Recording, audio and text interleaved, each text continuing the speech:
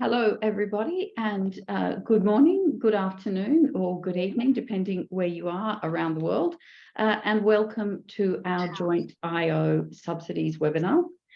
My name is Julia Nielsen. I'm the Deputy Director of Trade and Agriculture here at the OECD, and I'm delighted to have the opportunity to introduce and to be moderating and chairing this webinar today on behalf of my colleagues as well that I've worked with closely at the bank, at the fund, and the WTO. So this is our first kind of webinar to follow up. We did our report on subsidies, trade and international cooperation. We launched our data platform that you'll be hearing a little bit about today. And now we're moving to the very important part, which is about dialogue. And understanding and analysis. So today's session is structured around three questions. And the first is the question of why do we care? So you hear a range of views nowadays on subsidies along the whole continuum from, look, everyone's doing it, there's nothing we can do about it, roll with it, I don't like it, but just let it happen, through to subsidies are the answer to the challenges we're facing today, let's do more of it. So to address this first question about why do we care about subsidies, we have three excellent speakers for you to lead off today. The first will be Annabel Gonzalez, who's the Deputy Director General of the WTO and who has been a driving force behind the IO cooperation on this issue. Also, another main contributor to our project is Mona Haddad, who'll be speaking from she's the Global Director for Trade at the World Bank. And also on behalf of the IMF, we have Ken Kang, who's the Deputy Director of Strategy and Policy Review at the IMF. So after that first panel, we'll move to answering our second question. And the second question is, what do we know? So this is, bear with us, our commercial break. And here we'll have a brief presentation from colleagues, Mark Bacchetta from the WTO and Jose Signoret from the World Bank on the data platform, and to look at the issue on what do we know, what's the issue on transparency, and where are the gaps.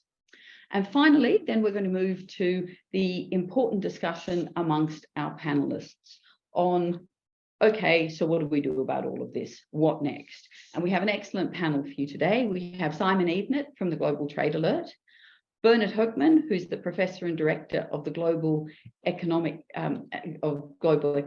at the European University Institute. We have Professor Yong Wang, who's the Associate Professor at the Institute of New Structural Economics at Peking University, and thanks to you for joining us late from Beijing. Inu Manak, who is from the Council for Foreign Relations, and a special thanks to her for joining us very early from Canada, and Ken Ash, who's a visiting fellow at the Institute for International Trade at the University of Adelaide. Before I turn to the first panel, two very small housekeeping matters. Can I ask the panelists, when you're not speaking, to keep your mics muted, and also please to keep to the time to allow for an exchange.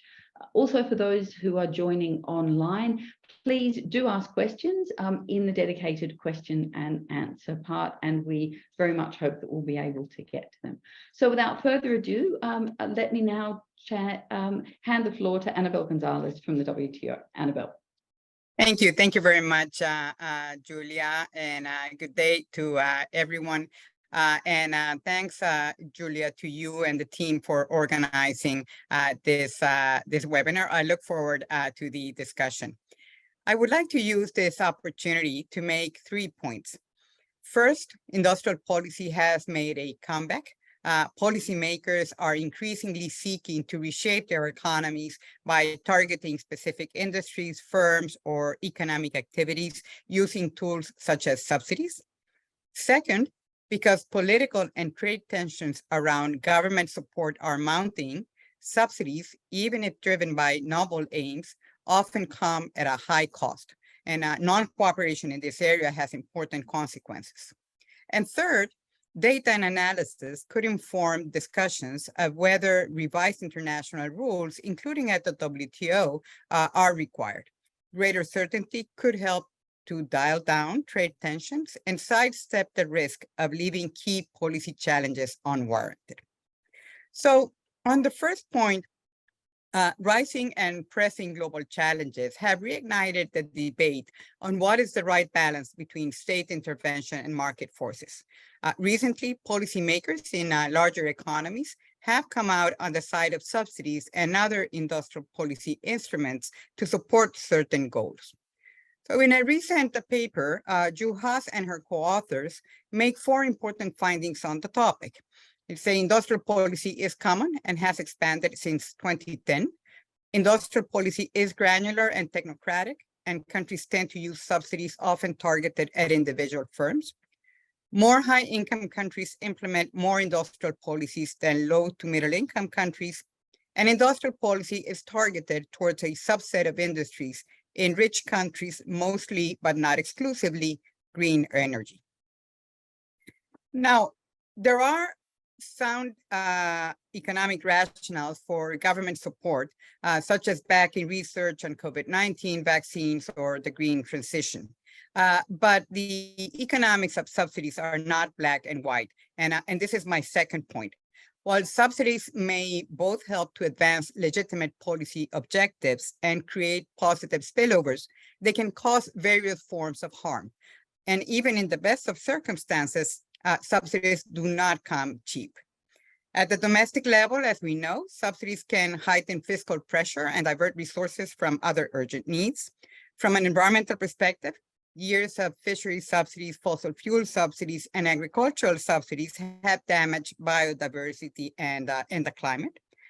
For non-subsidizing economies, competing firms and workers, subsidies can distort trade and investment, erode existing trade commitments, and deepen the sense of unfairness that comes from knowing that those with deep pockets can tilt competition in their favor.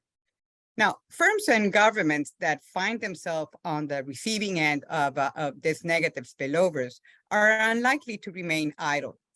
And in an environment of non-cooperation, 5 consequences may ensue, and none of them are beneficial. First, copycat behavior may occur among governments that can afford it. And here we know that the Global Trade Alert, for example, the Global Trade Alert has basically shown that a set of subsidies by one economy is typically followed 6 months later by similar subsidies from another economy. Second, tit-for-tat competition may be triggered, with governments trying to outdo each other with even larger subsidies, potentially igniting a global subsidy race. The semiconductor sector is a case in point. Third, countervailing measures aimed at offsetting the negative spillovers of subsidies in home or third countries may proliferate, with the risk of increased cost and lose-lose outcomes. Fourth, circumvention and evasion of countervailing duties may occur, with firms engaging in wasteful and even sometimes illicit behaviors to try to avoid losing market share. And fifth, of course, there is the risk of controversies, which may have repercussions on global trade and investment, but also on the attainment of some of the objectives that the subsidies were aiming at achieving in the first place. For instance, commentators have warned of the risk that frictions and obstacles resulting from green subsidies may escalate, rendering the transition to net zero emissions more expensive or lengthy. Now, my third and final point is that there is a need to address the international spillover effects of subsidies now more than ever. The starting point towards better policies and to help de-escalate the tensions is better information on subsidies. And Julia, you referred to the joint report on subsidies and trade that we issued in 2012, and to the joint online platform for subsidies data that our colleagues will be talking more about later in this event. I also look forward to hearing from researchers and academics on these efforts and what more can and should we do to support increased dialogues on subsidies. Now, there is a key role to be played by updated WTO rules. These rules, including the agreement on subsidies and countervailing measures, have overall served governments well for over 2.5 decades as part of a broader system of trade rules that have underpinned trade-led growth around the world.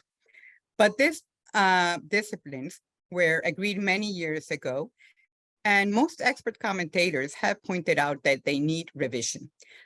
Problems identified with the subsidies agreement mainly relate to some of its rules being either not constraining enough or too constraining.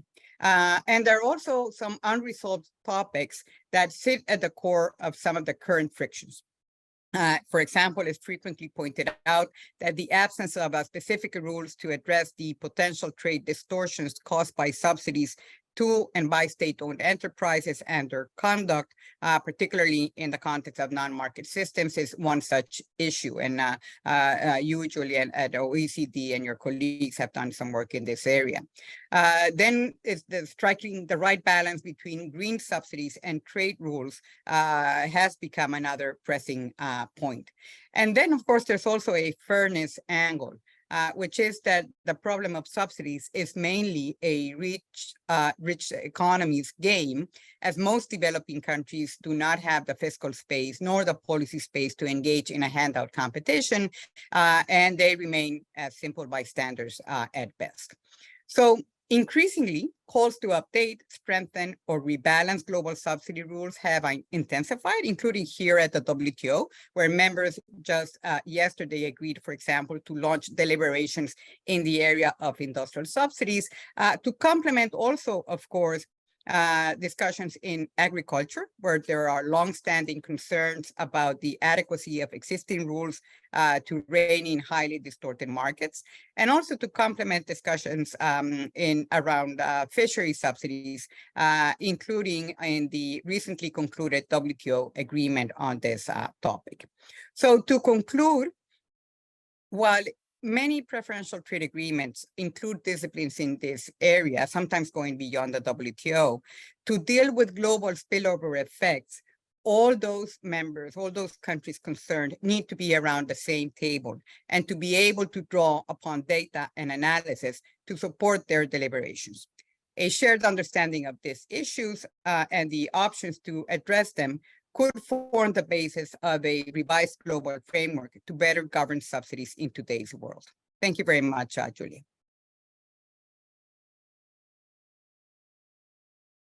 Thank you very much, Annabelle, for making such a clear and compelling case for why, at a time where everyone's thinking about national policies, we need to think internationally as well. And with that, can I turn to Mona Haddad, please? Mona, the floor is yours. Thank you very much, Julia.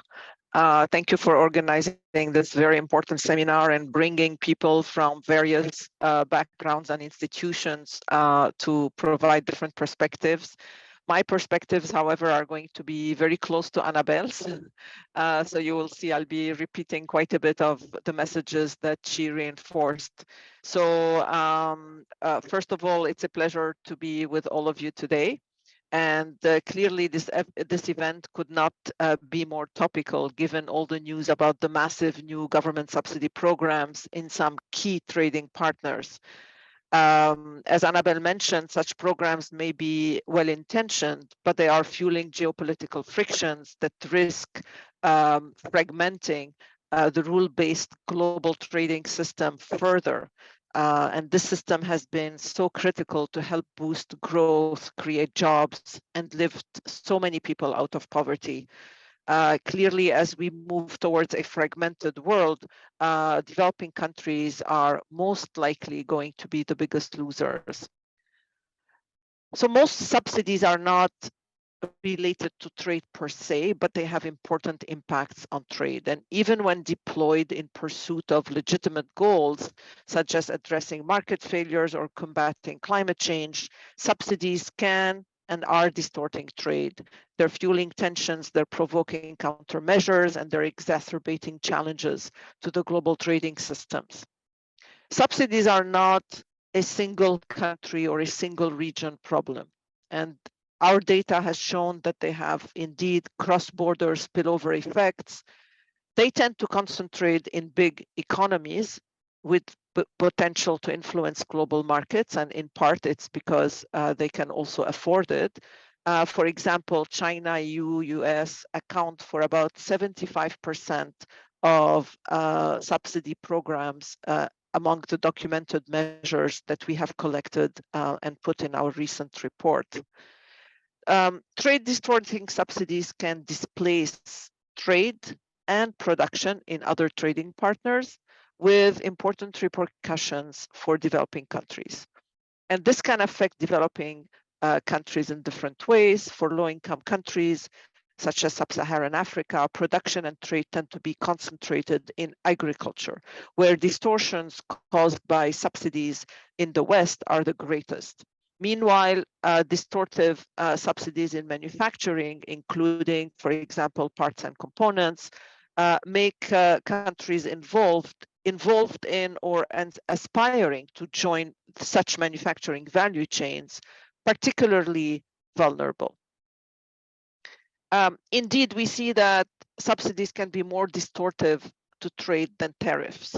A recent World Bank research shows that the ad valorem tariff equivalent of trade distortions from subsidies average 15% for agriculture and 8% for manufacturing. This is double and quadruple the average actual tariffs, respectively. So while not necessarily intended to influence trade, subsidies can have more pronounced effects on trade flows than border measures applied directly to trade flows. These developments risk triggering tit-for-tat cycle, as again Annabelle mentioned, of rising barriers and trade distorting subsidies that pose a threat to global economic prosperity. It could also trigger a race to the bottom on subsidies, which we hope that we can work together to avoid it. And clearly also reliance on subsidies is mainly achieved by countries that can afford it. And this creates an additional divide among countries globally. Developing countries are most at risk from a loss of confidence in global trade rules. And to attract the much needed investment and establish or strengthen links with global value chains, they need the certainty provided by a credible and coherent system of global value, of global trade rules. They also need to be able to compete at fair terms, a capacity that trade distortive subsidies and protectionist policies will hurt. So transparency, analysis, informed dialogue are all urgently needed to better understand the effects of subsidies and inform a structured dialogue across countries. Understanding which subsidy measures are inefficient or ineffective in achieving their intended roles, understanding the potential effects on other countries, and finding new measures and new ways that achieve similar goals but are less distortive to trade. All of this requires more detailed information on the design, implementation, and beneficiaries of such interventions at a global level. And this is what the Joint Subsidy Platform is intended to deliver. So clearly, we would like to call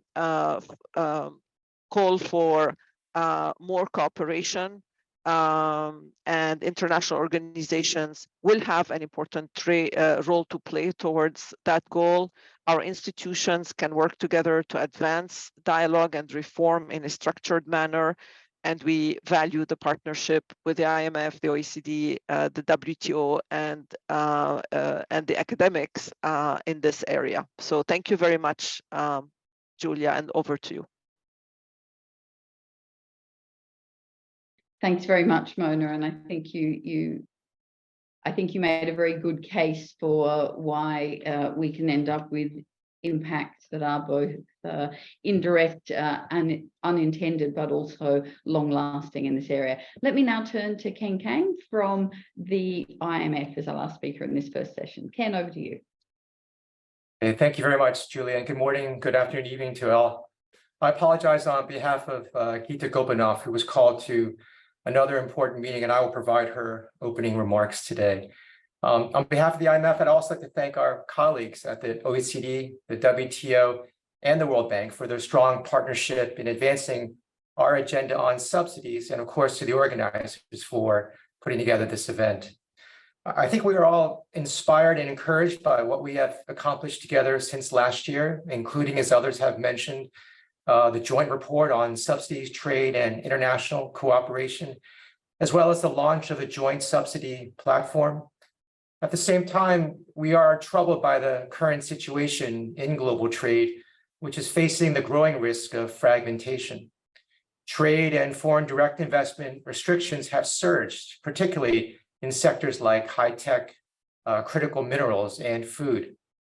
And there's evidence that trade and FDI patterns are shifting. For example, FDI is increasingly concentrated among geopolitically aligned countries as firms respond to growing policy uncertainty. Research at the IMF, the WTO, and others shows that fragmentation could dramatically impact the world economy, with much larger negative effects for the emerging and developing countries. We did not arrive here overnight, and fragmentation indeed has deep roots, and subsidies are undoubtedly a source of disagreement.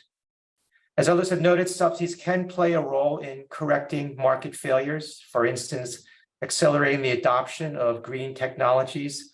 But as Annabelle mentioned, unless they are well designed, many do not advance their stated objectives, have high domestic costs, significantly distort trade and investment, or harm the environment. So the question we face is, how can we limit the harmful effects of subsidies while maximizing the benefits of well-designed ones? It really should start with global cooperation to clarify and strengthen international subsidy rules. Our organizations can and must support this cooperation by redoubling our efforts to promote transparency, analysis, and dialogue. This means better identifying and measuring subsidies, including collecting hard data on green subsidies, and advancing transparency more broadly, including for sectors and government interventions that still remain opaque. It also means helping governments understand the effects of subsidies, including through quantifying the cross-border spillovers from subsidies. And finally, this means fostering common perspectives on subsidies by supporting intergovernmental communications. Going forward, more collaboration is needed across trade, finance, and other relevant ministries. So in closing, let me express my thanks to Annabelle. I understand that this is her last joint international organization meeting before she takes on her new role at the IADB. Annabelle, thank you very much for your leadership on this project and all that you have done to strengthen the multilateral trade system. You will be sorely missed. And I hope that we can continue that multilateral spirit today. Thanks, Julia, and back to you. Thanks very much, Ken. And let me also add my personal and institutional thanks to Annabelle for having really, as I mentioned before, being a driving force behind this. And hopefully we'll be able to keep your good work going. And I'm sure that in your new role as well, that you will still be looking at these issues. So look, we've heard so far an awful lot of the reasons why we should be concerned about this, the risks both to countries at the national level, also to the global economy, to global trade, but also to the cooperation required to make progress on the very issues that in some cases subsidies are being introduced to tackle, such as the green transition. But as we get this picture of countries in something of a circular firing squad, how do we break that? And one of the ways that we need to break that is through transparency and information, because even if you're a dedicated subsidy user, you need to know what everybody else is doing if you're going to know where you should be targeting or what your effectiveness is likely to be. So with that, let me turn now to two colleagues who I work closely with on the report and on the website. So we have Mark Becketta first from the WTO and Jose from the World Bank, who are going to address the issue of what do we know from the subsidies and a commercial for our data platform. Let me turn to you, Mark. Mark,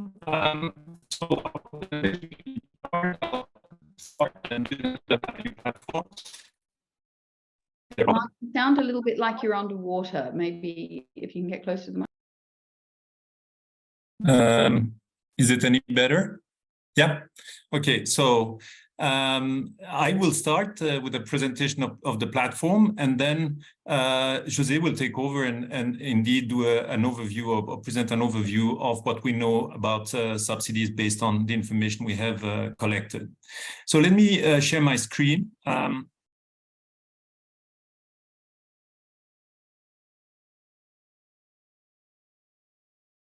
Can you see my screen?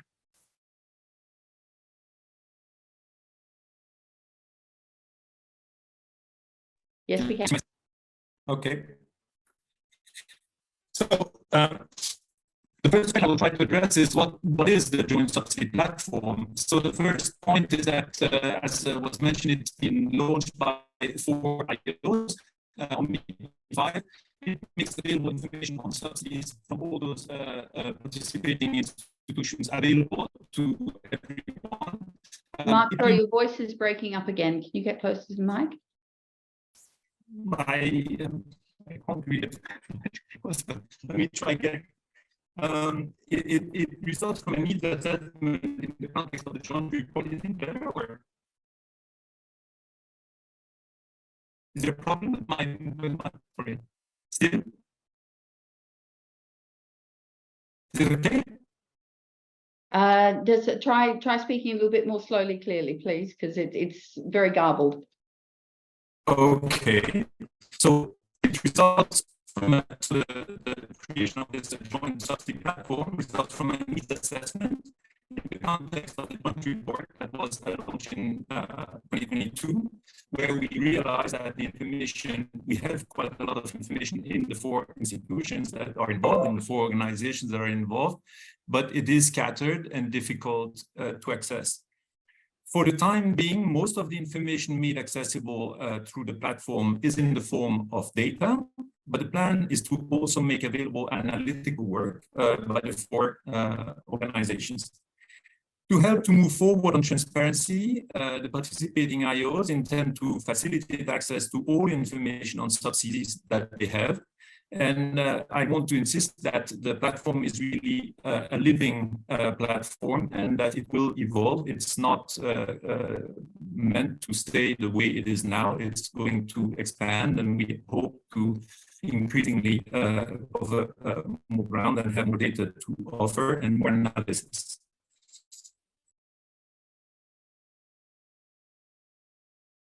Sorry, I'm trying to. Can you see I'm having a problem with my computer. Let's see. Can you see the next slide? Yes. Okay. So the second question I want to answer is, why is it needed? Well, the objective of the platform is to improve transparency on subsidies, as was already mentioned.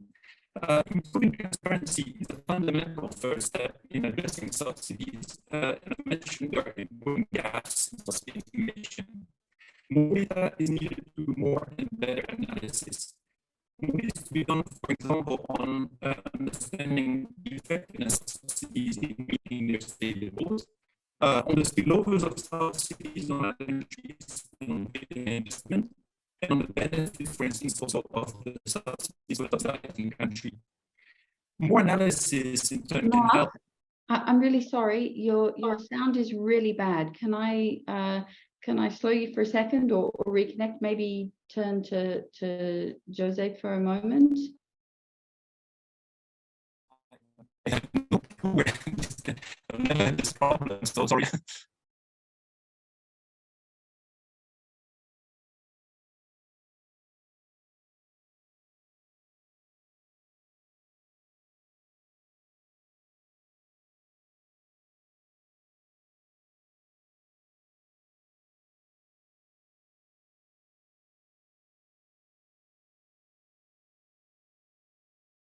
Jose, can I turn to you for a moment? Thanks. Yeah, I can do that. Can you hear me well? Yes, perfect. All right, I'm trying to share. Are you seeing also a screen? I don't know what you're seeing.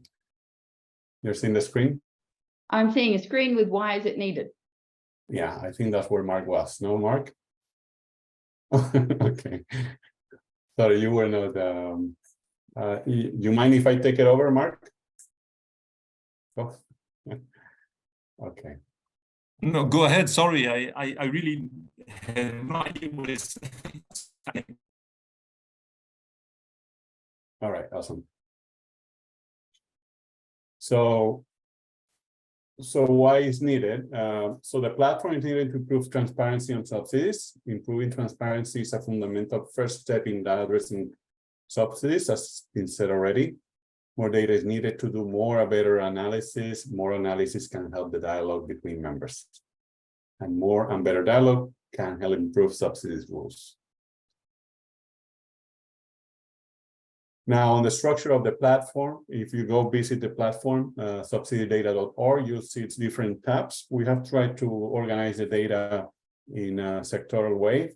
There will be a tab on agriculture that covers data collected by the OECD and the WTO on that sector. There is a specific tab for fossil fuels with information from the OECD and the IMF. A tab on fisheries with data primarily from the OECD, and as well in industrial, like also from OECD. And then lastly, there is a cross-sectoral tab that include a bunch of information from all of our institutions that applies to more than one sector. This can be both databases that cover agricultural and non-agricultural sectors, as well as estimates that are economy-wide. And also there are information on trade remedy actions that are taken against subsidies. So what are next steps? Number one, efficiency and coherence require building on past efforts and working jointly to better share existing information, identify gaps, and try to fill those gaps. Participating IOs intend to facilitate access to all information on subsidies that they currently have. That's what we have tried to do so far. We will continue to explore which additional ways that could be made available. And we will envisage how to collaborate with other institutions not currently part of the platform. Filling important gaps in knowledge on the landscape will also require the participation of the government. And at the end, they have the primary data that we all need. And hopefully with this better data, we would encourage high quality analysis by us, the international organizations, but also from the wider community, so that we can inform the design of subsidies and to understand better their economic impact. So that's a little bit about the rationale and the organization of the platform. I really invite you all to, if you haven't done so far, to visit the site and provide comments. There is a link for comments there. As Mark mentioned, it's a living platform, so we really value all the feedback that you can provide. As an appetizer for the discussion that comes next, I want to provide a big picture of what we know. Obviously, on what we know in this information in the platform is that there are still important gaps in our knowledge. You'll see that the data is at different stages and fragmented and incomplete in some important aspects. We know a little bit more about the provider. We'll know a little bit less about the beneficiaries of certain of these measures.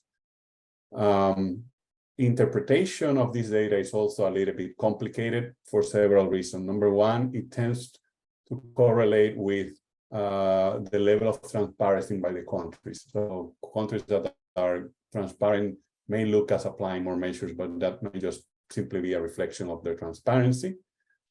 Another issue with the data is a lot of the data we have collected, not all of it, refers to an inventory of measures, and we know their counts but not their magnitude. And that count doesn't necessarily convey the level of distortion. And finally, there are issues as to what are the boundaries of subsidies. Even among the institution, we have different definitions of subsidies and different methodological ways of capturing them. But this also applies to not only to the institutions collecting the data, but even the countries. They have different notions as to what are subsidies and not. And sometimes the lack of reporting might come from the fact that they don't know, oh, I have to report that because that was a subsidy and I was required to notify these things. Now, even with all those gaps and limitations, there are some discernible patterns. We have made these points before in the report. Just making them. We'll mention them briefly. Subsidies are prevalent. It's the most frequent form of government intervention from the post the financial crisis. As subsidies have been increasing rapidly, so has been actions against these subsidies. So trade remedies action has been tending up. Subsidies, as Mona mentioned, are not a single country or a single region issue. Now, even though they are not a single country or a single region issue, you find them in North America, and Asia, and Europe, and so on. They tend to be highly concentrated among those countries that can afford them. Many sectors appear to benefit from subsidies, but again, there are some sectors that are, the distribution again is skewed. So there are some sectors that are getting a lot of attention in terms of subsidies or receiving subsidies. And there are many different ways, and I just relate to the previous slide as to, what is a subsidy. Even by type, they come in very different flavors. And some countries apply, depending on their fiscal space and their fiscal institutions, infrastructure, they apply taxes in different ways, sometimes grants, sometimes tax incentives, and so on. And finally, subsidies goes beyond what is done at the national level. There's a large number of subsidies that are indeed implemented by subnational levels. In some ways, even subnational entities competing race to the bottom against each other within a country. Now, in terms of sectoral observations, number one, support to agriculture is significant, although concentrated by countries. That's a kind of a general theme here. Fossil fuels remain, unfortunately, high.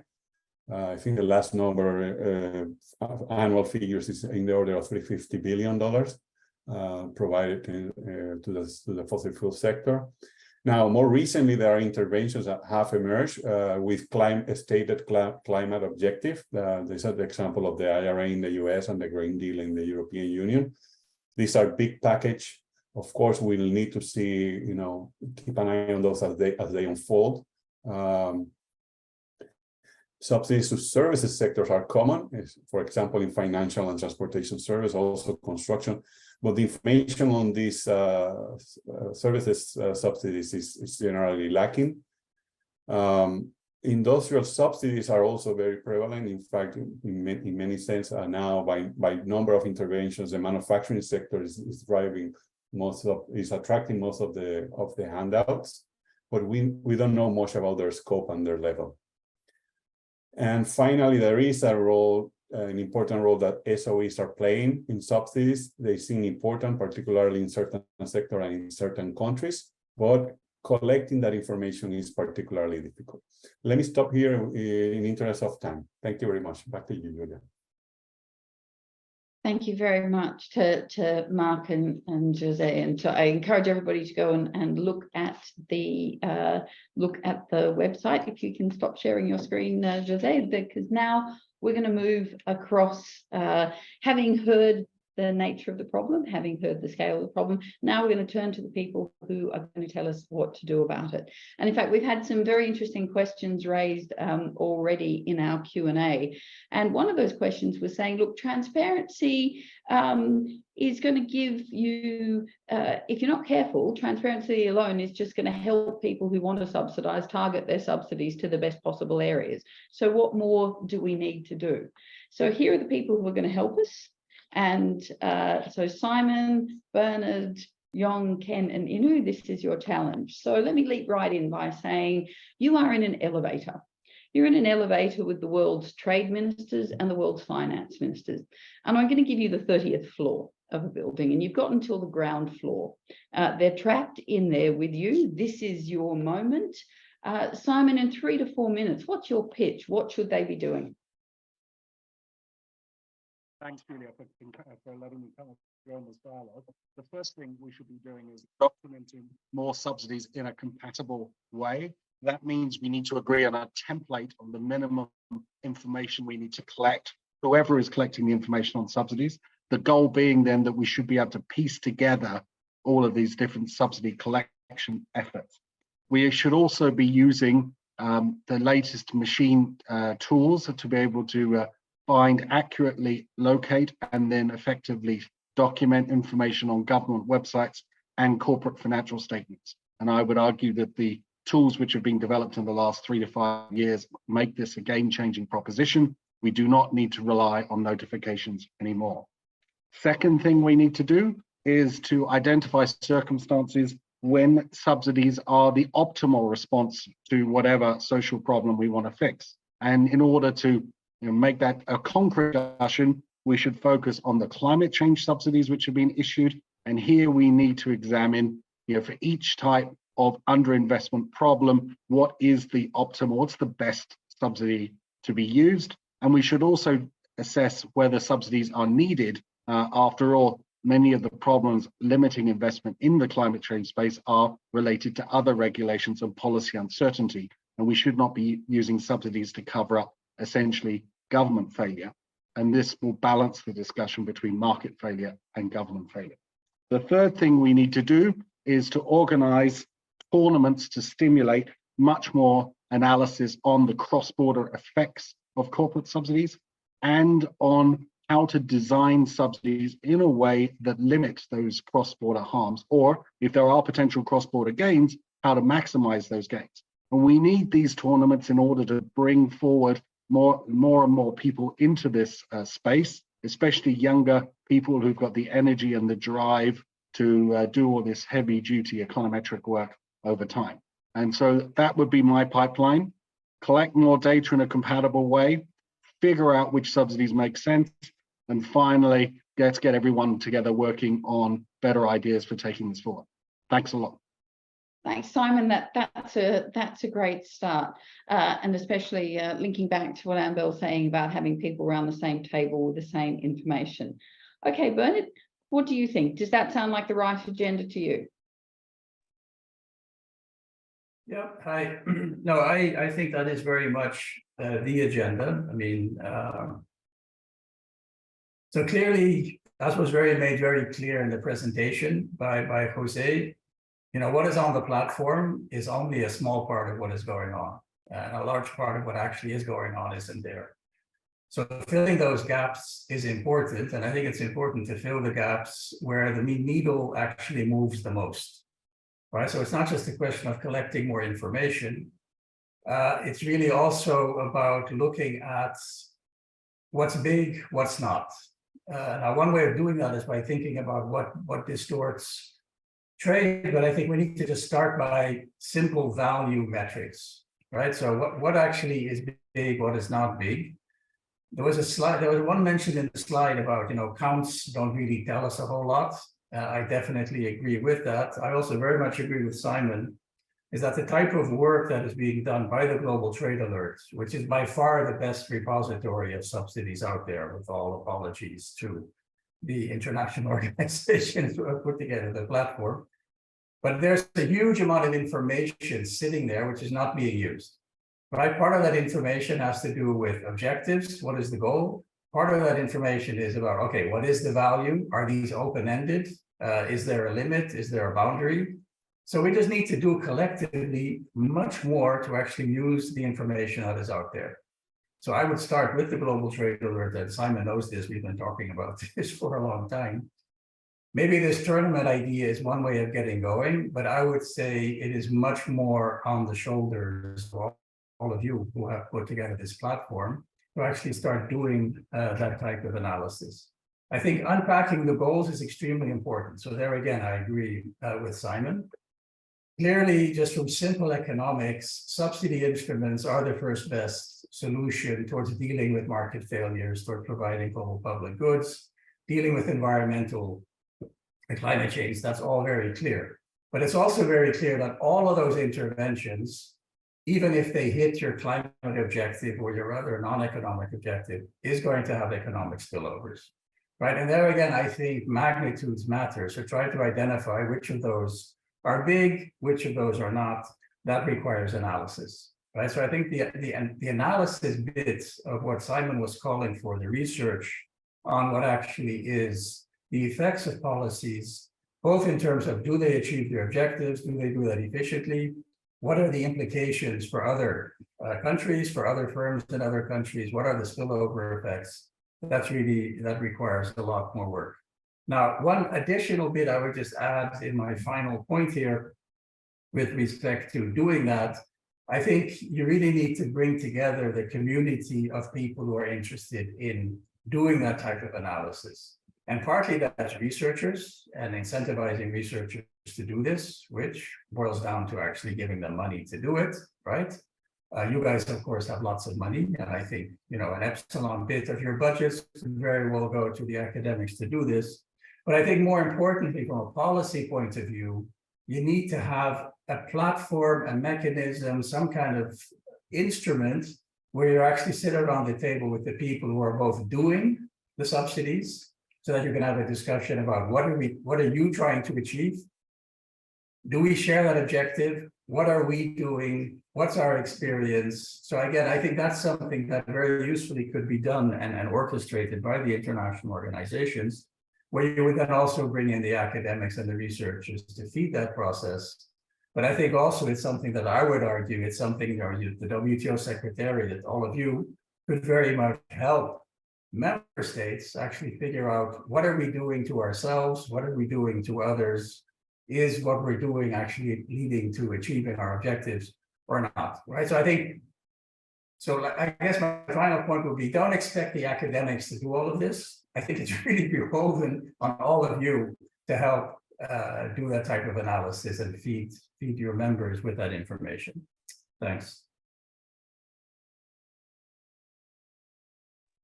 Thanks, Bernard, and that indeed is what we're here for.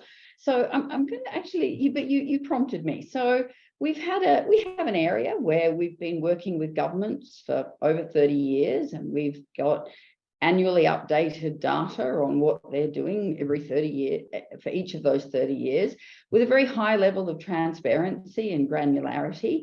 But we still have a lot of subsidies, and that area is agriculture. So with that, I'm going to turn to Ken Ash. Ken, you've spent a lot of your career on agriculture. So here we have the information, we have the government dialogue. What else do we need? What's the secret? Over to you.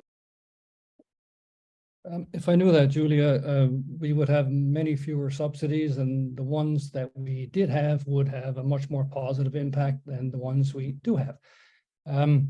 A couple of things. Look, in terms of agricultural experiences relevant to the world of subsidies writ large, transparency, as everybody has said, is fundamentally important. When the OECD first started working on estimating support to agriculture back in the 1980s, this was fundamentally essential to allow trade negotiators a few years later to bring the sector into the multilateral rules-based trading system. And as you have said, so that was the high point. As you have said, since then, there's been precious little reform, even in the presence of vast amounts of information. I think I have a bit of a quibble with some folks who've talked more about the importance of objectives. I think objectives are useful to understand what governments want to do. They don't tell you anything about what governments are actually doing. And this is where I think impact analysis is crucial. What we've learned in agriculture, transparency helps, impact analysis helps more, but it needs to be the right kind of analysis communicated in the right kind of way. So we know that agricultural subsidies are highly production distorting, they distort trade, they distort markets. Only recently have we begun to unpack the kinds of impacts they have on climate and on land, water, biodiversity use and conditions. We need to do more of that. So for me, transparency and impact analysis, even that, with all of the work that's been done on agriculture, subsidies are easy to introduce, they're really difficult to remove. And this, again, is, for me, the third takeaway from the agriculture experience. We have significant dialogue. Maybe, in retrospect, we focus too much on the easy things. The easy things are finding fault with existing policies. Maybe we need to spend a little more time defining what a good policy is. If you want to improve environmental outcomes, if you want to mitigate the impacts of agricultural production on climate, if you want to see a more equitable distribution of the benefits of agricultural production within and across countries, there are different instruments that one could employ. One final point, if I could, I think there's a lesson to learn from agriculture as well. In some countries, in a handful of countries, we spend much too much on agriculture, and these tend to be the bigger economies, the developed, but also some of the more advanced emerging economies.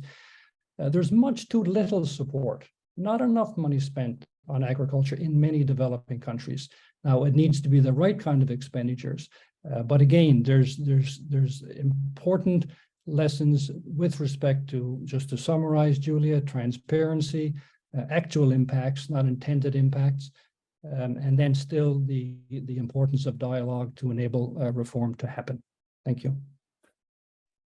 Thanks very much. And I think you managed to stay probably on the first or second floor, not even hitting ground floor in terms of time. So you raised the important point that there can be different kinds of policies, and some work better than others, and that can also be very different across countries. So with that, let me turn to you, Jon. Is the situation different in developing countries, both in terms of what we should be thinking about with subsidies or impacts? Thank you, Julia. Yeah, I think so. For example, for developing country like China, I mean, some country might not deny the fact that China is a developing country, but it's a middle-income country.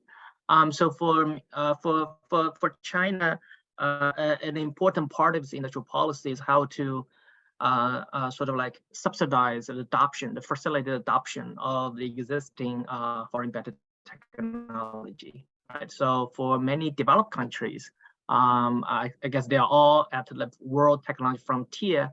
So basically, they can achieve technology progress by its own innovation, invention. But for developing countries at large, mainly how to, there's no need to reinvent the wheel. So how to facilitate adoption of existing foreign technologies. So I guess there is systematic differences between sort of effective in policies for countries at different development stages. And I think related to that, I think in the WTO, there used to be this so-called non-actionable subsidies. And I think, so maybe it is still valuable to think about whether, to what extent we should recover the non-actionable subsidies, not just like subsidies that help, the innovation and the subsidies to deal with the green energy, and also subsidies to help poor regions, or subsidies for those infrastructure, hard infrastructure that is necessary to really take advantage of, to help the poor countries to take advantage of the cheap labor, to engage in labor intensive industry production, export, and so on. So and the second, I really appreciate the effort by WTO, IMF, and the World Bank to this joint initiative to make the data on subsidy available. And I think for researchers, it's also very important to understand institutional background behind all those data.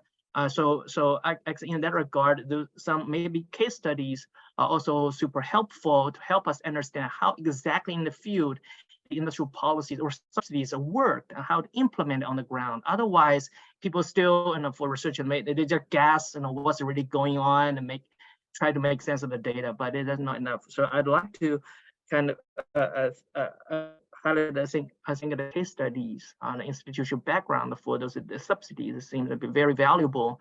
And if the international organization could help in that regard to collect and share those case studies or those necessary institutional background for those subsidy programs, that would be super helpful for researchers.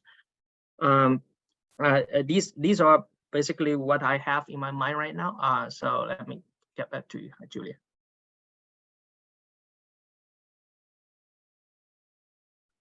You haven't opened the mic. Thank you. Thanks very much. And you're a model of sticky mouse syndrome.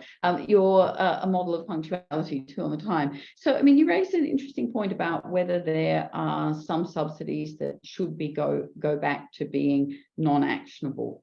So with that, let me turn to you, Inu. We've heard some discussion about this already. Are the subsidies rules too strict in terms of not letting countries have enough space to do what they need to do, or are they too loose and they're actually allowing a very dangerous circular firing squad of subsidy competition and hidden bad behavior? Over to you. Thank you, Julia. You know, I think when you look at the critics of the current regime, they have long complained about these things that you just mentioned. And I think they have the critiques that fall into two. Those who view the existing rules as inflexible, limiting government action to address certain policy changes, and those who view the rules as not stringent enough to avoid subsidy wars. I think that both views are actually correct, but action to address these concerns is urgently needed as governments increase turn to industrial policy in order to address global challenges such as climate change. Action should involve rethinking existing subsidies disciplines, focusing on three specific areas of rule changes. The first would be and defining good versus bad subsidies. The second would be encouraging countries to reveal their subsidies. And the third would be improving enforcement through incentive science and penalties for non-compliance. Now, let me go into these very briefly. So first, looking at the good versus the bad. If we take a look at the existing rules, they make it quite difficult to distinguish good from bad subsidies. When the SCM agreement was established, it contained a list of permitted non-actionable subsidies for certain research activities or disadvantaged regions or adaptation to new environmental requirements. However, consensus could not be reached, obviously, to extend those provisions, and so they lapsed in January 1st, 2000. But I would say that recent developments indicate a desire to revisit the distinction between good and bad subsidies. First, we have the Fisheries Subsidies Agreement, which developed a new category of prohibited subsidies and also introduced the notion that subsidies disciplines could be tied to sustainable development goals. And then second, we see the trilateral dialogue that was started between the United States, Japan, and the EU that launched discussions in 2017 that examined adding trade and market distorting subsidies to the category of prohibited subsidies. Those discussions have not gone as far as we would have hoped, but I think that it's a signal that we want to look at this. The challenge, of course, on this is agreeing on what would constitute a good subsidy or bad subsidy. But the effort, I think, of thinking through that could result in much better policy going forward and help countries avoid the wasteful spending where evidence has shown an intervention does not achieve specific results. The second area I think we need reform is in notifications. Now, there's a major problem at the WTO with members not providing timely and complete subsidy notifications. It is hard to solve the subsidy problem if you don't know exactly what's being subsidized. If you look at recent comments from the chair of the WTO's committee on SEM, it recently noted that more than half of the WTO membership had not submitted their 2021 subsidy notifications by the mid-2021 deadline, while 76 members were more than 18 months behind, and 65 members have not submitted notifications in more than 3 years.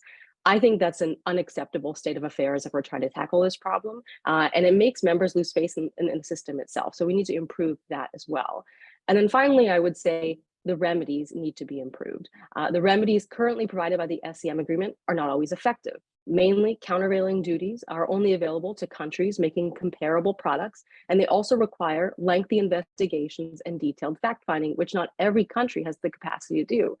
And also, there's a major issue with serious prejudice cases, which arise when the subsidy displaces or impedes sales by producers in other countries, or results in price undercutting or price depression or suppression, or an increase in the market share of a subsidized country's commodity products. Now, the remedies in these cases are prospective, meaning that removing the adverse effects of a subsidy does little to dismantle the capacity that's already been built up that made those subsidized goods in the first place. So rethinking and reforming all of these rules, I think, would go a long way for us to move towards a fairer and more robust subsidies regime. And I'll stop there. Thanks very much, Inu, and I think that gives us a good list of things, both from the information, from the remedies, and from understanding. So look, we've gone across the kind of big five on subsidies, from transparency to objectives and goals to design to impact and what we're going to do about it. Let me pick up first a couple of questions that have come in on the Q&A and then throw in some of my own. So the first, and I'm open this to whoever would like to respond to this on the panel. So the question has come in about, does the data always lag? Does the data always lag for for 2 to 3 years? And what do we do about getting data from those who are least transparent? Do we end up focusing on those, on the low-hanging fruit, precisely because those are the ones we know something about? Who wants to take a first hit at the data lagging? Ken, nobody does, so I will. I don't want to either, but here goes. Data will always lag, unfortunately. If it only lags by a year or two, that's not bad. One of the things I think is that's super useful. I mean, not all governments are equally open. So if you try to get information about what governments are doing, you learn what you learn, and the lags may well be longer. But Julia, the method that you and your team pioneered a few years ago, looking into first aluminum and then semiconductors, where you look at subsidies received by firms, which firms quite bizarrely are quite keen to publicize in their financial statements and annual reports and so on. So I think there is a way to get at subsidies that are given to firms without having to go through governments and encounter those delays. Simon. Let me echo what Ken said there. I think there's a lot of creative things which can be done in terms of acquiring more data. There will be always a lag, but we should be looking at corporate financial statements. And as I said, I think here the technology for doing this is now so much better. In fact, we're this very week experimenting on that here in St. Gallen. And also, I would not jump to conclusions as to which countries are more or less transparent. There's a lot of governments, especially the big players, who put a huge amount of stuff on the web. It is a matter of actually grabbing this and pulling this together. So I wouldn't say at this moment, oh, country A is more transparent than country B. Most of the big players, there is perhaps 1 or 2 exceptions, are at least putting a lot of information out there. And that may be enough to be able to trigger the type of intelligent discussions that we need in the IOs and in Geneva. Thanks. Thanks, and indeed, just to give a plug to the work of my colleagues, Jean Sauvage and his team. They indeed got on the internet and followed the money for 2 years and did find all kinds of things about what firms receive, but also subnational shows up when you look at that level, and as well as support provided through firms. There's also some changes to the global accountancy rules that may be helpful in this regard. So this really is a picture where you need information from governments, you need information from firms, you need researchers who are doing the hard yards, plugging away and following the money to find this. Let me ask another question, though. This one's my own. So there's been a discussion about the goals and the objectives of subsidies. And we see that there's some really new and important objectives, a number that people have cited, particularly related to the environment, but also things like research and development. Now, I'm gonna throw a harder question out to you, which is, do we actually know the goal of a subsidy or an objective of a subsidy? And I say that because nobody ever stands up and says, this is my re-election subsidy, right? The purpose of the subsidy is always something else that's really terrific. And equally, one of the biggest climate subsidies in recent times is called the Inflation Reduction Act. So politics works both ways. So do we actually know what the objective of subsidy is? And should some subsidies that are aimed at certain things, should the objective mean that they are subject or judged differently? Should subsidies aimed at the environment be judged differently from other subsidies? Can I turn to Bernard first? Then I'm going to ask Young and then Inu and Simon. Okay, Bernard, you first. Okay, so let me be a bit simplistic, but I think just read the text.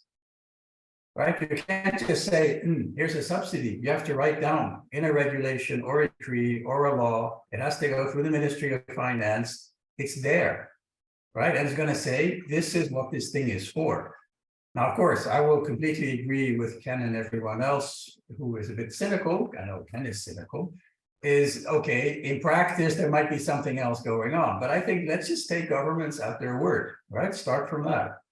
So I think there is a ton of information out there that could already be used to do this. And I think the kind of machine learning, text as analysis type of software tools that Simon was referring to I would start with that. Okay, Simon. Yeah, look, I agree. I think we should be collecting information on stated motive, because at least then we can turn around and say, well, look, you said you wanted to do A, and it turns out that A is not being achieved. So I think that links nicely to the points that many people have made about coming up with ideas for better types of subsidies advice. So I would go down essentially that route. Yeah. Okay, and I'm not going to let you off the hook on the second part of the question, which is, should we treat subsidies with different purposes differently? I think we need to think much harder about this. So you and I have been in conversations, in meetings recently, where people have been trying to argue that these trade-offs be made. I would think we're going to have to think hard about to what extent we're prepared to accept cross-border harm in return for some type of other purported benefit. Yeah, there's that. Because again, I'm reluctant to be able to create huge carve-outs here. Maybe I disagree with Yong a little bit. The moment we do that, we're just going to encourage a huge amount of relabeling. So I think we need to come up with certain principles about how we're going to trade off not economic and non-economic benefits and harms. And there we still have a lot of work to do. Yong, over to you. Yeah, I think academically it's very challenging to provide a quite accurate quantitative assessment of the effectiveness of the industrial policies. Because one challenge is that, you know, for an empirical analysis, try to make a great effort to make sure that there's something, you know, to solve this so-called endogeneity problem, the causality problem. But the industrial policies are always endogenous. And you know, this is related to the early point I want to make, because one try to make a very, you know, sort of a rigorous academic analysis on the effect of industrial policies, we'll have to focus on a very kind of narrow period and a specific, say, stage of development for a certain industry, and try to see how try to do the quantitative analysis. But the industrial policies or aid policies change over time, and the subsidy policy change over time, and they change for a purpose. And for example, for a large country like China, right? So central governments and policies, the subnational government policies, and so everything are so complicated. So I guess that's why I think it is super important to make it very clear the specific context, the institutional background, and the case studies for how these industrial policies are evolve over time and how to implement it in reality. So that's something that I really want to highlight, because otherwise our understanding of industrial policies, even for academic papers on industrial policies, maybe, you know, they're quite limited in that regard. Thanks. I'm going to come back to you in a second on this question about what we know over time, and including with a question in the chat about how do we ensure that the subsidies we give today don't create monopolistic markets tomorrow. But first, I'm going to give Inu and Ken a chance to come in on the question about goals and objectives. So Inu first. Yeah, I would say, you know, goals and objectives vary a lot. And I agree with Bernard and Simon on this, that we sort of have to take governments at face value when they say what the objective is. Now, if we were to think about creating some carve-outs, I think we have to go through the exercise of thinking about what that would look like. You know, and I think here maybe we might want to look at the agreement on agriculture, and Ken can certainly talk a lot about this as well, in terms of looking at what lessons can be learned from structuring certain subsidies in a particular way. So, you know, thinking about whether we need box of subsidies where we can limit financial support for trade distorting subsidies, whether we need to identify a minimally trade distorting subsidies box, a green box, and then identify a category of subsidies not subject to, for example, a cap on total spending that could be agreed to. Now, I would say that would be a blue box, and subsidies that would fall into that blue box could include those that genuinely advance the goal of fighting climate change, for example, securing access to food and water, and support for global health. Now, I think it's really important that these should be considered subsidies to support the global commons. These are not things that advance individual interests of specific countries, right? It's a global issue, and I think that's how we should maybe start thinking about this and thinking about the role of the Sustainable Development Goals in crafting subsidies policy. Green box subsidies, on the other hand, I think could be narrowly defined and include things such as research and development and disaster response. So sort of revitalizing Article 8 of the SCM agreement. And I think when it comes to the discussion for what should be included, if we were to create some sort of green and blue box categories, it should begin within the SCM committee, and we need to have real clear-eyed thematic discussions about this. And we need to debate whether or not we should be having these categories defined in the first place.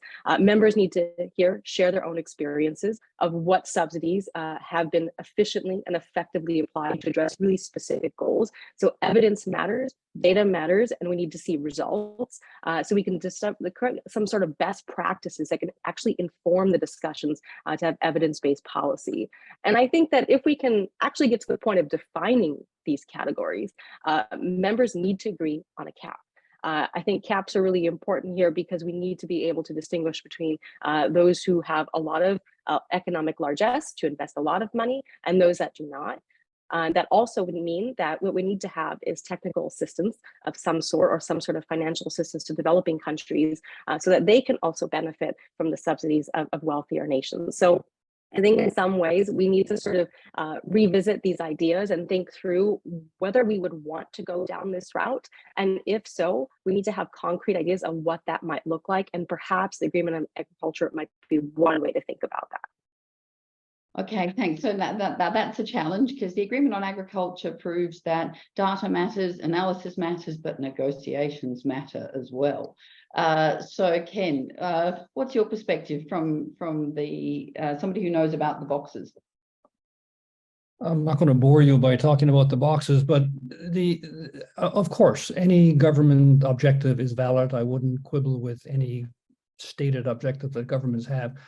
But one thing we've learned, look, in 30 years of trying to do agricultural reform, is that what governments set out to do can often have unintended impacts. And it's those impacts that need to be unpacked. So to answer your second question, Julia, no, I would not support or argue for, or do I think there's any rationale for a carve out for any green, blue, purple, or any other particular kind of subsidy. It is, what is it that governments are trying to do?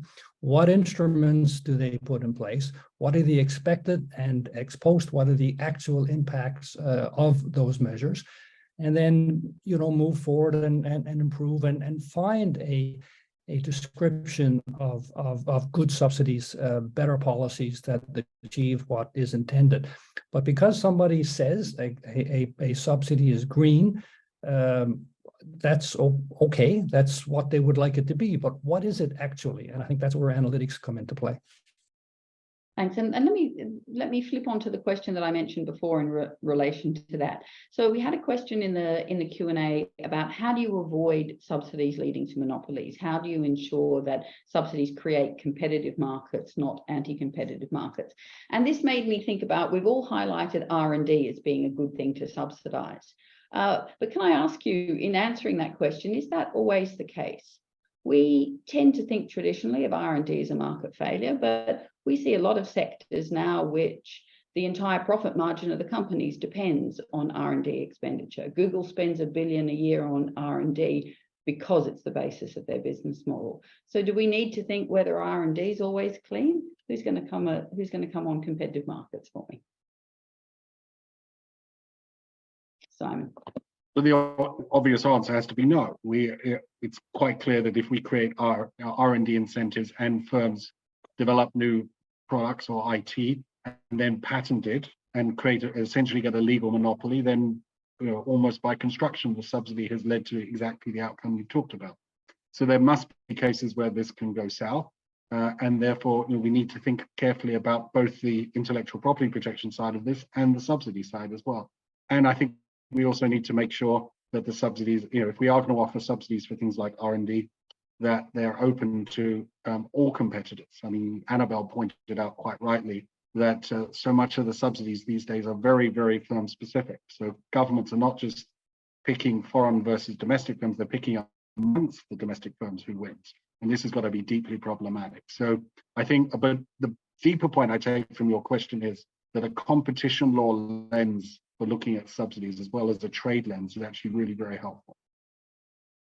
Thanks, and that's indeed part of the point, and I think this is a very important area that we, at least at the OECD, we're working closely with competition colleagues on this, because I think they know an awful lot about designing both emergency support, but also for competitive markets. So I'm going to ask a question to all of you, perhaps starting with Inu, Ken, Bernard, Yong, and then Simon. Very quickly, 60 seconds each. This is a question that's come up in the chat a couple of times in different ways, and also in some of the questions. We've heard a lot of economic arguments today about subsidies. How do we make the political case for subsidies reform? I'll start with you, Inu. Great. Thank you, Julia. I think at the end of the day, what we have to look at in terms of the reform, the reason we should be engaged in reform efforts is to say, look, governments are spending massive amounts of money. We don't know right now what the effect of that is going to be. And we are all concerned about the same problems. We are all concerned about climate change, for example. There's massive investments going on in the environmental space. But if we truly have global concerns, and climate change knows no borders, then we need to have a global solution to this. And I think that's the biggest political case for cooperation, because we have to understand that as long as we're investing, for example, a lot in the United States, how is that going to help countries on the other side of the world, right? We need to understand that everything that we invest here at home also can solve the global that everybody else is facing. So I think for really the bottom line. Great, thank you. Ken, 60 seconds. I agree with all of that. 3 seconds. For some governments, it's about the economic and trade case. For others, it's about the environmental case. For others, it's about the social case. So yeah, I think we have to do all of that. I hope that for every country, it's also about the opportunity costs. So, money spent on bad subsidies that don't have much of a positive impact is a hospital bed and a school and a broadband that's not provided. The second type of response to this, look, there's a ton of noise out there. If you're a policymaker, who do you listen to? And I think this is where, Julia, what you and your colleagues, the other IOs and Simon and Bernard and everybody on the panel, this is where I think it's incumbent upon all of us to kind of get it together, up our game a little bit, and be a little more evidence-based and a little more coherent when we talk to folks who are making hard decisions with incomplete information. Final comment, because I know I may not get the mic again. Agricultural support, okay? I don't know, Annabelle, if I'm going to depress you or not before you move on to your new job. I see a little prospect for sectoral reform. I would be a big fan, though, of a comprehensive conversation around subsidy reform writ large. And let's try to help the WTO define the difference between a good and a bad subsidy. I'm going to come back to you all on that, but first on the politics. Bernard, then Yong. Okay, I would stress it goes back to the objective, right? So I think you need to be clear on what you're trying to achieve, and presumably politicians are doing what they're doing because there are interest groups, there are constituencies who are behind what they want to do. So I think that's fine, that's politics, but I think we need to put much more in place kind of a system to say, okay, are we taxpayers actually getting value for money? Right, and that goes into a lot of what has already been said about the monitoring, evaluation, analysis. And I think what maybe is missing here is, and maybe we can make an analogy to what happens in government procurement, right? So that is all about essentially getting value for money, taxpayer money, and there are processes and procedures in place, including a lot of the principles I think most of us on this panel will like, which include competition and non-discrimination and transparency, etc. And we don't have that in a lot of what's going on in the subsidies world, right? So maybe that is part of the political case today, saying, listen, it's your money. You need to be concerned about how it's being spent. And we can actually think about ways in which we've done this in other areas. So let's build on that. Excellent. And I agree. No one ever reformed a subsidy because they thought it was bad for the foreigners. They reform it when they think they're not getting what they're paying for. Yong, and then to Simon. Yong. Okay, I just talk about one concrete example. Now for China, say computer chips can no longer be supplied from foreign countries. What should China do? So at that stage, it seems that the people all agree that some subsidies should be provided for R&D of computer chips in China. So this is kind of impel. So they have to do the import substitution, not choose to do the import substitution, but have to. So this is an example in which I think subsidy to R&D in this particular context, it seems a natural thing to think about. So and for that situation, I think it is very easy for politicians in China to argue, say that type of subsidy is necessary, it's urgent, and we should do that. And seem nobody disagree with that. So I guess what I would try to say is that there are so many different circumstances in which, without understanding the whole background, it's really hard to make the judgment of whether something should be done or whether it is a good thing or bad thing. Yeah, so this is my point. Thanks. Thank you, and I think that's a good point about how different policies link up. Simon.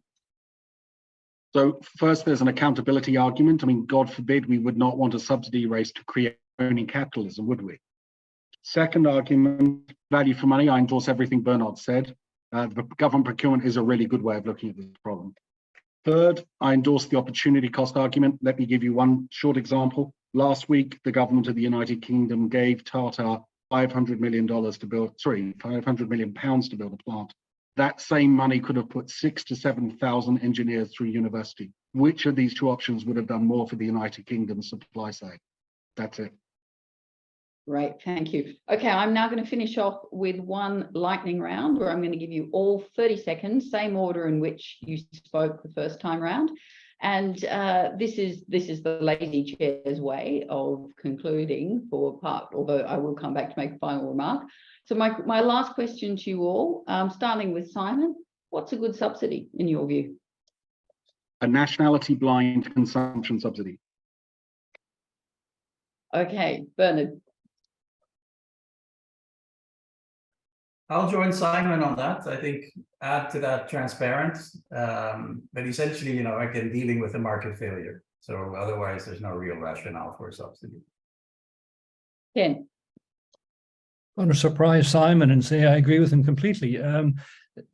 I have to trot out, though, some of the principles that I've lived by for so long. Sorry, Simon, I can't be quite as pithy as you. I mean, transparency, predictability, essential, targeted. I'm going to say proportionate for the end. I think it's super important to be time limited. I mean, you introduce a subsidy, it's a hell of a thing to get rid of it. And obviously non-discriminatory. Proportionate, there's a footnote on proportionate. I mean, the scale of the energy transition that we're about to embark upon, I don't know that there's a proportionate response. I don't know what proportionate means anymore in that case. One last point, crowding in subsidies that crowd in private investment rather than crowding it out would get some of my vote, because the public sector doesn't have enough money, not in any of the countries, to meet the scale of the new investment that's going to be required. Thank you. Okay, Yong and then Inu.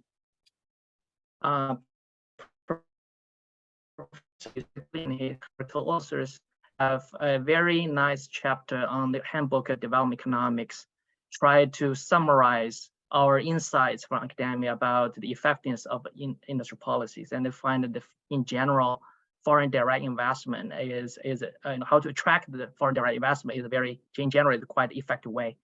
It's a good sort of industry policy, and I think there are, in my view, a good policy should be policy that really help achieve this sustainable development goal, especially for developing countries. Again, they're for, yeah, let me just stop here. Okay, thanks. So, finishing on. Great, and I would agree that the Sustainable Development Goals are an important place to perhaps look at in terms of if we were to think about what would be good industrial policy. But at the same time, that comes with the big caveat of understanding that if we are going to do, it has to be implemented in a non-discriminatory way, and we have to ensure.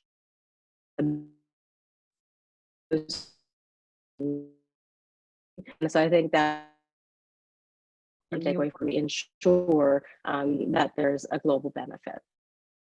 Okay, look, thank you. I think that's a pretty good list. It's always gets complicated list. We have nationality blind consumption subsidies for fossil fuels, which are very hard to reform, but I think we also have some very good pointers there. Let me, before I make a very quick goodbye, turn to two colleagues who really worked on this for comments. First, Brad McDonald, who played a major role on our subsidies report. Brad, any thoughts on your side? Well, thanks so much, Julia. And this has been a great event.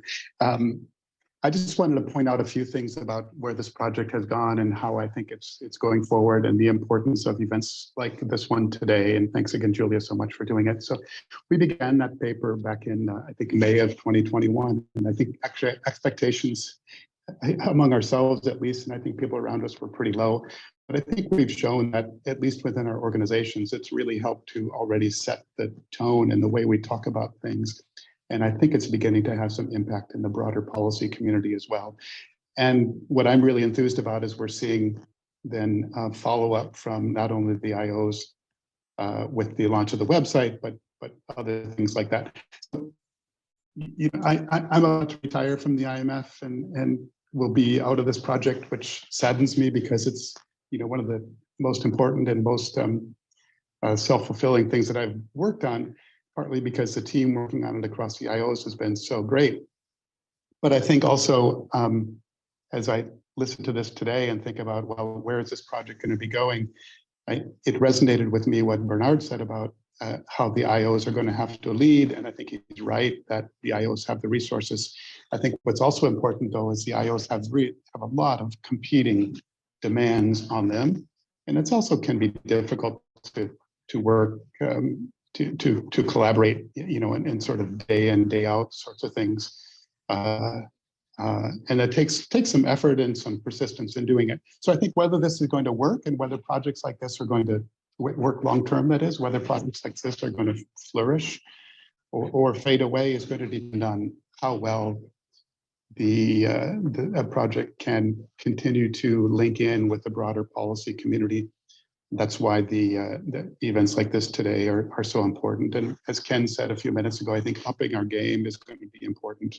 I've also been influenced, as I've told Bernard in the past, by a paper where he and Doug Nelson talked about building an epistemic community on subsidies and really getting more people involved from think tanks, from governments, and backing up that work, because that's probably what it's really going to take over time. And I think if we can continue to do that, and the IO group and the leadership of more senior staff and the organizational leadership, and continue to link really, really well with the broader policy community, then this area has a really bright future. So thank you.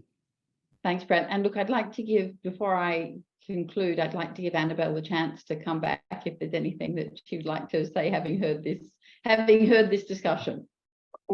Well, thank you very much, Julia, for organizing and all of the speakers. I mean, we have our work cut out for us, right?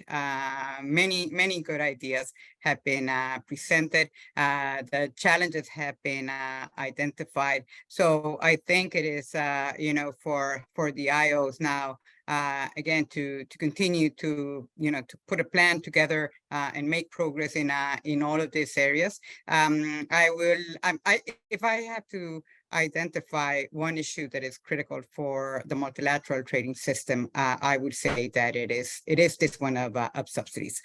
So this should be top priority for all of our 4 organizations, and I think that we can count, of course, on the guidance and wisdom of researchers and academics like the ones that have joined us today. So I'll be looking for FAR, but I will be routing for excellent work coming out of this group. Thank you all very much. You're muted. Oh, sorry. Thank you, Annabelle. And just to conclude on my side, firstly to say thank you for the questions and comments in the Q&A. We will try to answer them offline. We haven't been able to answer all of them today, and I hope to Linda, Caitlin, and Paul, who are my team, thank you for helping, and I hope we can capture them. I guess from my point, just two thoughts. I think conversations like this are incredibly valuable for 2 reasons. The first is that for me, there's 2 questions on all subsidies: who pays and who benefits? And it's those 2 questions I usually find when I talk to governments or people. The gap between what people think is the answer and what is the answer is often very, very wide. And that really underscores the need for all of us in terms of the analytical work.